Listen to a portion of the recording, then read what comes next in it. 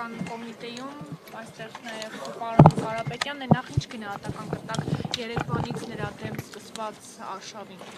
Ես այստեղ եմ, որպեսզի կանգնեմ իմ պարոն Կարապետյանի կողքին, համաձայն լինելով այն իրադարձություններին, որը հիմա կատարվում է։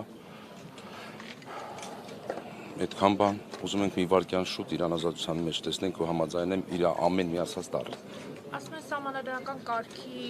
տապալման մեջ են նրան մեղադրում Հայաստանի Հանրապետության ներքին կյանքին խառնվել։ Իսկ որ տասնամյակներով ինքը հայ մեր կողքն է եղել, դրա մասին չեմ ուզում խոսալ։ Մենք իրավաբանությունը չենք հասկանում, մենք չգիտենք այն ինչ որ դուք ասում եք, մենք գիտենք մի բան, որ մենք եկել ենք մեծանուն հայի կողքը լինելու համար, մարդ, որը որ տասնամյակներով եղել է մեր երկրի անկախության, պատերազմի եւ այսինքն մեր համար համարժեքա Քրքորյանը եթե կենթանի լիներ, իր այսպես շուտի բան կատարվեր, մենք կլինենք իր կողքը։ Զուտ ես մեծանուն հայի կողքը։ Այսինքն մենք ոչ իրավաբան չենք, մենք ոչ բան, մենք զուտ եկել ենք մեր մեծանուն հայի կողքը լինելու այդքանը։ Այսինքն դուք կիսում եք իր բոլոր ասածները, որը նա երեք եկեղեցու վերաբերյալ Ինչ ասելա կիսում եմ, այո։ Մենք անկեղծ ասած այդպես ուշադիր չենք եղել։ Մեր ուշադրությունը գրավել է այն փաստը, որ մեծանուն հայը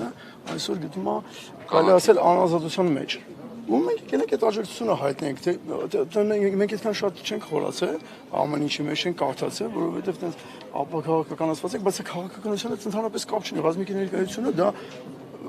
ժեստ է, նորից եմ ուզում կրկնեմ, մեծանուն հայի կողքին լինելը, դա մեր համար զուտ պարտականություն է։ Այդքան բան։ Վերջին շրջանում եկեղեցու նկատմամբ իշխանության կողմից նման օրինակ դրսևորումները ինչպես եք գնահատում։ Ես կարծում եմ պարոն Կարապետյանի մոտեցումը, եթե ես նրա ասածի հետ համաձայնեմ, այդ ամեն ինչ ասում է։